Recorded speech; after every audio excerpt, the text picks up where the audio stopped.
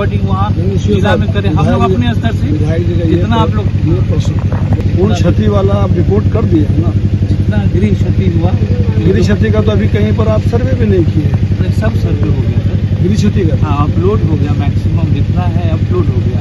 जैसे ताराबाड़ी में नदी कटान हुआ, हरिपुर में हुआ, जहाँ जहाँ वहाँ हम लोग भेजते कर्मचारी को। समान रूप से अगर आप राशि का वितरण करना चाह रहे हैं तो फिर सभी जनप्रतिनिधि जो है आपका सहयोग करेंगे।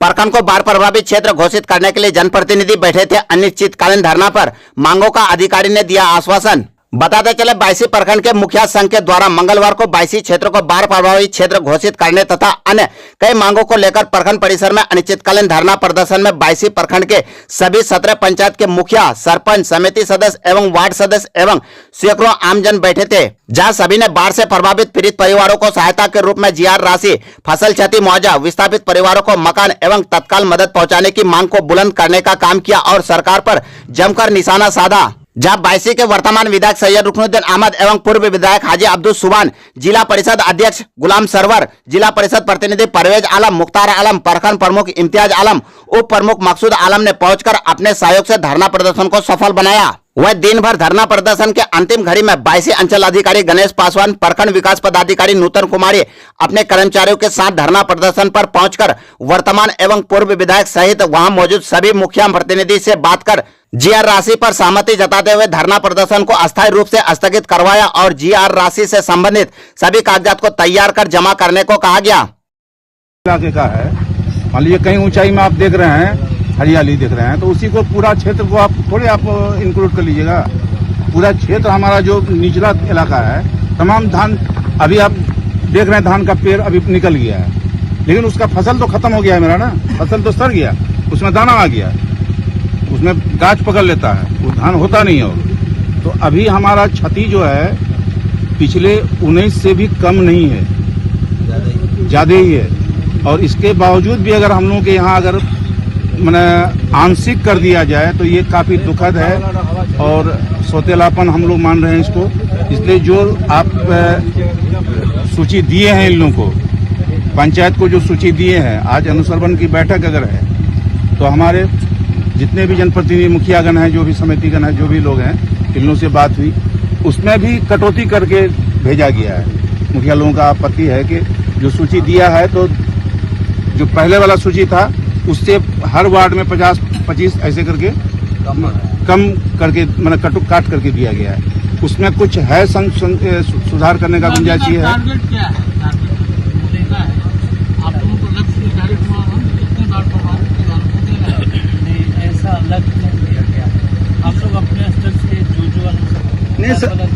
हम लोगों ने अपना प्रस्ताव रखा, उन लोगों ने सारे प्रस्तावों को प्राथमिकता के आधार पर सरकार में अग्रसारित करने का वचन देकर यहाँ से गए। क्या सभी सामान्य रूप से जीआर राशि मिलेगा या फिर जो अभी इसका निर्णय जब यहाँ से हमारे माननीय मुखिया वार्ड सदस्य की सूची समर्पित होगी, जिसको अग्रसारित किया जाएगा और यहाँ सरकार उस पर क्या लक्ष्य निर्धारित करती है।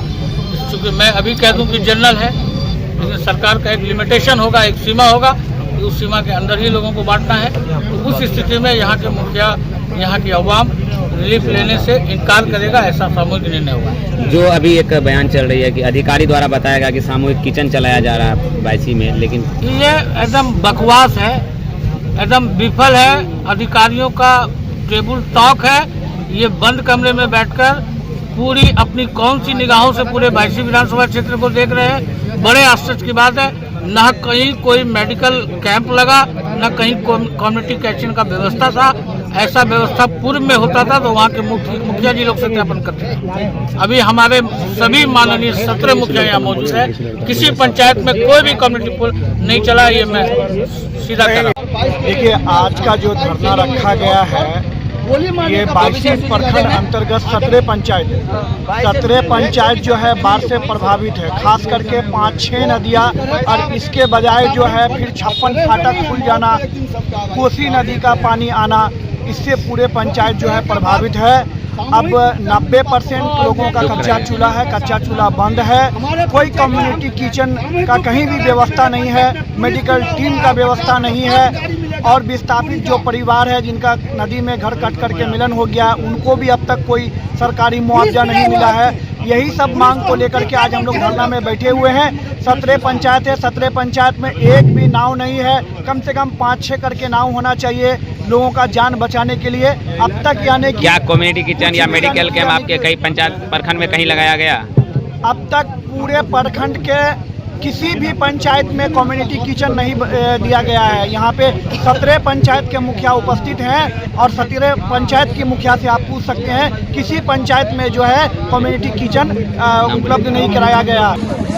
मुखिया संघ द्वारा प्रखंड परिसर में 22 प्रखंड परिसर में अनिश्चितकालीन धरना का आयोजन किया गया था और धरना की वजह थी कि मुखिया संघ का डिमांड है कि पूर्ण रूपेण क्षति का मुआवजा मिलना चाहिए, जीआर की राशि मिलनी चाहिए और प्रशासन द्वारा कहीं न कहीं इसमें कटौती की बात की जा रही थी, आंशिक की बात की जा रही थी। उसी को लेकर धरना था। तो धरने के बाद जो अभी प्रशासन के लोग आए धरना स्थल पे और लोगों से संवाद हुआ, उसमें ये तय पाया है कि आप पूर्ण क्षति का सूची बना के पारित करके अनुसंधान से पारित करके आप दीजिए और हम उसको आगे उसको बढ़ाएंगे और प्रयास करेंगे कि आपको नहीं दिलवाया जाए। क्षेत्र में जो इस चीज को लेकर जो भी अभी गर्माहट चल रही है उसको लेकर जनता को क्या आश्वासन देना चाहेंगे? देखिए, हम लोग तो प्रयास कर रहे हैं कि जिनका भी क्षति हुआ है उसको तो मुआवजा मिलना चाहिए। क्षति के मुआवजे पर, आपदा पर जनता का हक है और हक दिलाना हम प्रतिनिधियों की जिम्मेदारी है, उसके लिए हम लोग प्रयास करें। जो भी प्रस्ताव पास होने के बाद जो अनिश्चितकालीन हड़ताल थी, क्या आज के बाद उसको समाप्त कर दी गई है या फिर जारी रहेगा? नहीं, अभी तो बात हुई है कि इसको समाप्त किया जाए, पारित करके तक गए हम लोग और अगर इसमें कोई कटौती होगा, कोई आनाकानी होगा तो फिर हम लोग इस चीज पर पुनः विचार करेंगे। इसमें इनके सामने निकल के ये आया जो 2021 की जो सूची है जीआर राशि उसी हिसाब से दिया जाना चाहिए, मगर कुछ लोग जो छट गए हैं उनको भी जोड़ना चाहिए। और क्योंकि ये आपदा जो है सिर्फ अमीर गरीब की बात की नहीं है, ये सब लोगों के लिए है, अमीर गरीब किसान मजदूर सबके लिए है। आगे क्या कार्रवाई होगी अगर कार्रवाई नहीं मिलता सबको? नहीं मिलता है तो हम लोग अनिश्चित काल जो धरना है हम लोग प्रदर्शन कर रहे हैं, हम लोग धरना में बैठ के रहेंगे। जो भी चूक हुआ जो लगता है कि पूर्ण आपदा घोषित नहीं हुआ यहाँ पर। देखिए, यहाँ पर ये विभाग की लापरवाही है, पदाधिकारी की लापरवाही है, उन लोगों की लापरवाही की वजह से इनकी ये सामना करना पड़ा और आज हम लोग धरना पर बैठ रहे हैं। पुराना सीचू के हिसाब से अगर इनके सबको अगर देता तो ये धरना प्रबंध नहीं होता। अपना परिचय? जिला पार्षद प्रतिनिधि तारिक अनवर उर्फ परवेज नाथ।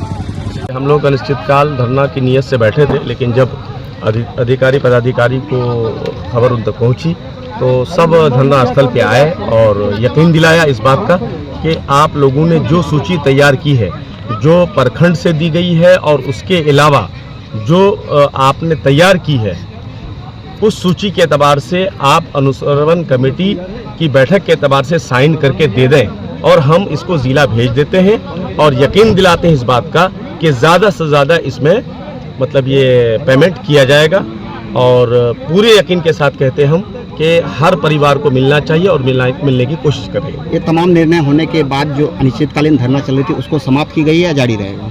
नहीं, अभी तो स्थगित किया गया है इस बात को कह के कि हम लोगों ने जो सूची देने की तैयारी की है, अभी हम रात के 9 बजे तक अंचल अधिकारी को अपनी सूची दे देंगे। तमाम वार्ड सदस्य को आनंद फानंद सूची के साथ बुलाया है और इस बात की सहमति के साथ कि उस सूची में ये हर एक मुखिया प्रतिनिधि अनुश्रवण कमेटी के हवाले से लिख देंगे इस बात को कि अगर हर आदमी को नहीं मिलेगा तो हम इस रकम को लेने में नामंजूर करते हैं। क्या निर्णय लिया गया आप लोगों के द्वारा? देखिए, अनिश्चितकालीन धरना था, लेकिन धरना अभी जो है सीओ साहब और बीडीओ मैम आकर के जो है आश्वासन ये दिए कि आप लोग जो है सूची जो पहले से तैयार है और जिन लोगों का नाम ऐड करना है सूची दे दीजिए, है ना। उसके बाद फिर आगे हम लोग भेजेंगे, करना नहीं करना वहाँ से। हम लोगों का हमेशा से ये डिमांड रहा है कि अगर करना है तो सब परिवार को 7,000 रुपया करके मिले, प्रखंड का यानी 17 पंचायत का सभी परिवार को